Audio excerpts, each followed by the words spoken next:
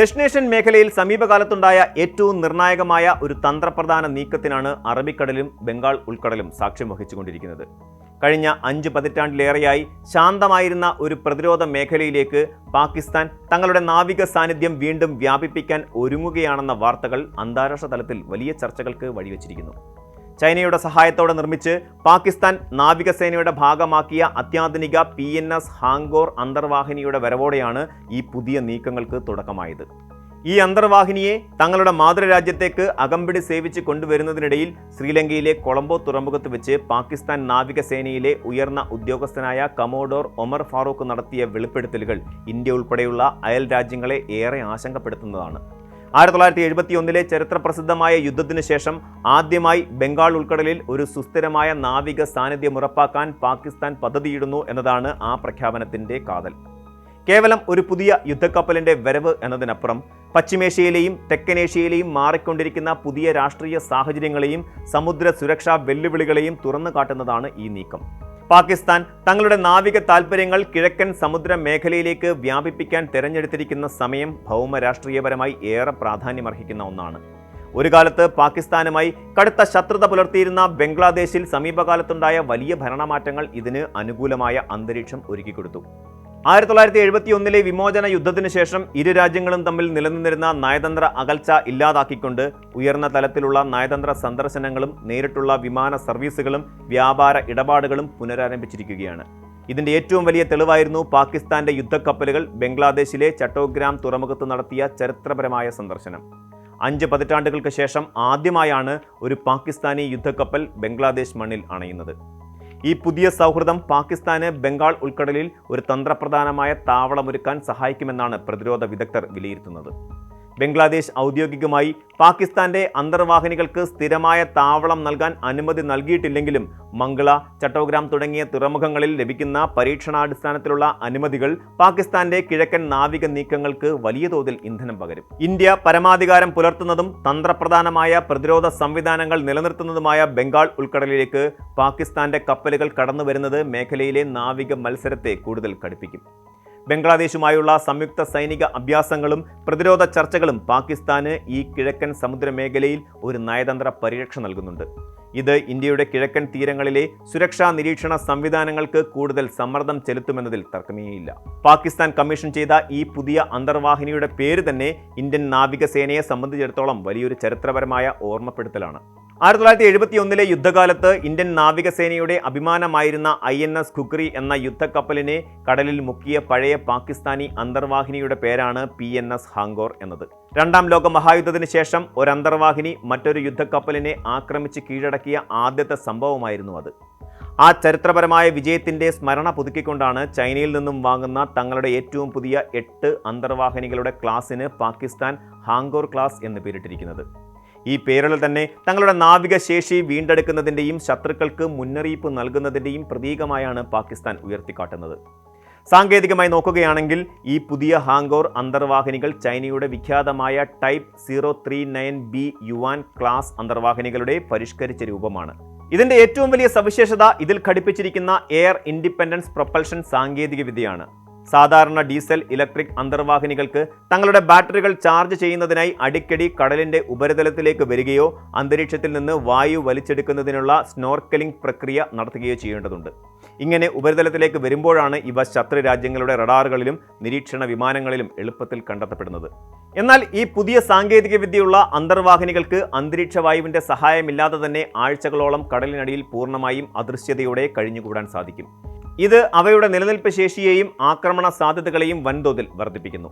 പാകിസ്ഥാൻ ലക്ഷ്യമിടുന്ന 8 അന്തർവാഹിനികളും നാവികസേനയുടെ ഭാഗമാകുന്നതോടെ അവരുടെ അണ്ടർ വാട്ടർ വാർഫെയർ ശേഷി പുതിയൊരു തലത്തിലേക്ക് ഉയരും.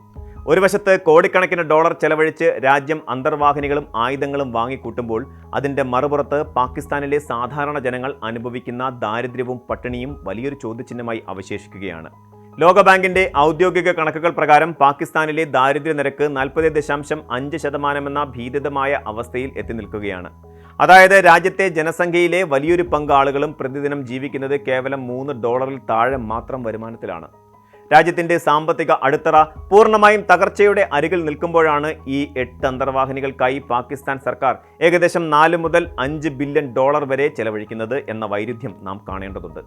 രാജ്യത്തെ ശരാശരി കുടുംബങ്ങളുടെ മാസ വരുമാനത്തിന്റെ പകുതിയോളം തുക ഭക്ഷണത്തിനായി മാത്രം ചെലവഴിക്കേണ്ടി വരുന്ന സാഹചര്യമാണ് പാകിസ്ഥാനിൽ നിലനിൽക്കുന്നത്.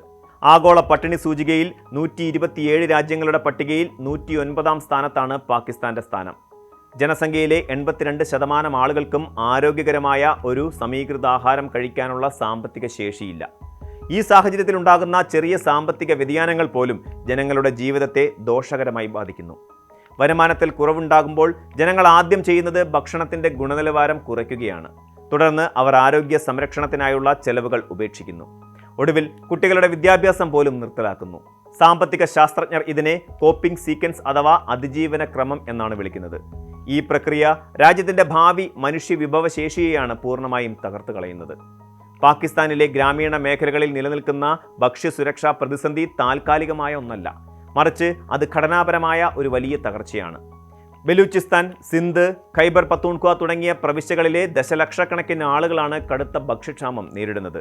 ഇതിന്റെ ഏറ്റവും വലിയ ഇരകൾ അവിടുത്തെ കുട്ടികളാണ്. ദക്ഷിണേഷ്യയിൽ അഫ്ഗാനിസ്ഥാൻ കഴിഞ്ഞാൽ കുട്ടികളിൽ ഏറ്റവും കൂടുതൽ വളർച്ചാക്കുറവും പോഷകാഹാരക്കുറവും രേഖപ്പെടുത്തിയിട്ടുള്ള രാജ്യം പാകിസ്ഥാനാണ്. രാജ്യത്തെ കുട്ടികളിലെ കടുത്ത പോഷകാഹാരക്കുറവിന്റെ നിരക്ക് 17% മുകളിലാണ്. ഇത് അന്താരാഷ്ട്ര അടിയന്തര പരിധിയേക്കാൾ വളരെ കൂടുതലാണ്. 5 വയസ്സിൽ താഴെയുള്ള കുട്ടികളിലെ കടുത്ത ശോഷണം 6%-ഓളമായി ഉയർന്നിരിക്കുന്നു.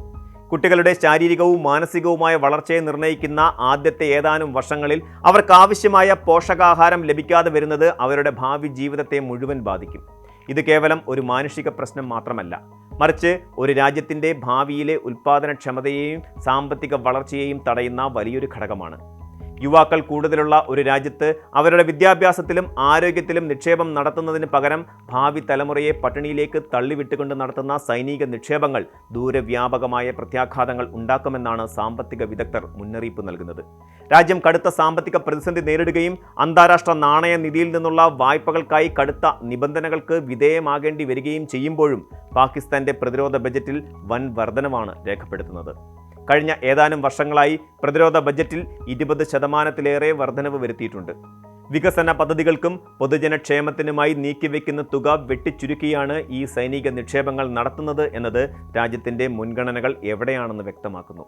കടബാധ്യതകൾ തീർക്കുന്നതിനുള്ള പലിശ കഴിഞ്ഞാൽ പാകിസ്ഥാന്റെ ബജറ്റിൽ ഏറ്റവും കൂടുതൽ തുക ചെലവഴിക്കുന്നത് സൈന്യത്തിനു വേണ്ടിയാണ്. ആരോഗ്യം, വിദ്യാഭ്യാസം, അടിസ്ഥാന സൗകര്യ വികസനം എന്നിവയ്ക്കുള്ള ബജറ്റ് വിഹിതം കുറച്ചുകൊണ്ട് സൈനിക ആവശ്യങ്ങൾക്ക് സംരക്ഷണം നൽകുന്ന ഒരു രാഷ്ട്രീയ വ്യവസ്ഥിതിയാണ് പാകിസ്ഥാനിൽ നിലനിൽക്കുന്നത്. അയൽ രാജ്യങ്ങളിൽ നിന്നുള്ള സുരക്ഷാ ഭീഷണികൾ നിലനിൽക്കുന്നതിനാൽ ഈ സൈനിക ചെലവുകൾ അനിവാര്യമാണെന്നാണ് പാകിസ്ഥാൻ ഭരണകൂടത്തിന്റെ വാദം. ഒരു യുദ്ധമുണ്ടായാൽ സംഭവിക്കുന്ന നാശനഷ്ടങ്ങൾ സമാധാനകാലത്തെ സാമൂഹിക ചെലവുകളേക്കാൾ വളരെ വലുതായിരിക്കുമെന്നും അതിനാൽ അത്യാധുനിക അന്തർവാഹിനികൾ വാങ്ങുന്നത് രാജ്യത്തിന്റെ നിലനിൽപ്പിനായുള്ള ഇൻഷുറൻസ് ആണെന്നും സൈനിക അനുകൂലികൾ വാദിക്കുന്നു. എന്നാൽ ഈ വാദങ്ങൾ എത്രത്തോളം യുക്തിസഹമാണെങ്കിലും ജനങ്ങളുടെ അടിസ്ഥാന ആവശ്യങ്ങൾ നിഷേധിച്ചുകൊണ്ട് നടത്തുന്ന ഇത്തരം ആയുധ സംഭരണങ്ങൾ രാജ്യത്തെ ആഭ്യന്തരമായി കൂടുതൽ ദുർബലപ്പെടുത്തുകയുള്ളൂ. പാകിസ്ഥാന്റെ പുതിയ നാവിക തന്ത്രങ്ങളും ഹാങ്കോർ അന്തർവാഹിനികളുടെ വരവും ദക്ഷിണേഷ്യൻ സമുദ്ര സുരക്ഷയിൽ വലിയ മാറ്റങ്ങൾ വരുത്തുമെന്ന് ഒരു യാഥാർത്ഥ്യമാണ്. എന്നാൽ യഥാർത്ഥ സുരക്ഷ എന്നത് അതിർത്തികളിലെ ആയുധബലത്തിൽ മാത്രം ഒതുങ്ങുന്ന ഒന്നല്ല. ജനസംഖ്യയുടെ വലിയൊരു പങ്ക് ദാരിദ്ര്യത്തിലും പട്ടിണിയിലും കഴിയുന്ന കുട്ടികൾക്ക് ആവശ്യമായ പോഷകാഹാരം നൽകാൻ സാധിക്കാത്ത ഒരു രാജ്യം ആഭ്യന്തരമായി കടുത്ത ഭീഷണിയിലാണ് ജീവിക്കുന്നത്. ഇത്തരം ഘടനാപരമായ തകർച്ചകളെ പരിഹരിക്കാൻ എത്ര വലിയ അത്യാധുനിക അന്തർവാഹിനികൾക്കും സാധിക്കില്ല. ബാഹ്യമായ പ്രതിരോധ സംവിധാനങ്ങളും ആഭ്യന്തരമായ മനുഷ്യ സുരക്ഷയും തമ്മിൽ ശരിയായ രീതിയിലുള്ള ഒരു സന്തുലിതാവസ്ഥ കണ്ടെത്താൻ പാകിസ്ഥാൻ ഭരണകൂടത്തിന് സാധിക്കാത്ത പക്ഷം കോടികൾ മുടക്കി വാങ്ങുന്ന ഈ യുദ്ധക്കപ്പലുകൾ ആഭ്യന്തര തകർച്ചയുടെ ആക്കം കൂട്ടുകയുള്ളൂ. ജനങ്ങളുടെ ക്ഷേമത്തിലാണ് ഒരു രാജ്യത്തിൻ്റെ യഥാർത്ഥ കരുത്ത് അടങ്ങിയിരിക്കുന്നത് എന്ന തിരിച്ചറിവാണ് ഏതൊരു ഭരണാധികാരിക്കും ഉണ്ടാകേണ്ടത്. കൂടുതൽ വാർത്തകൾക്ക് news 18 Keralam YouTube channel subscribe ചെയ്യുക.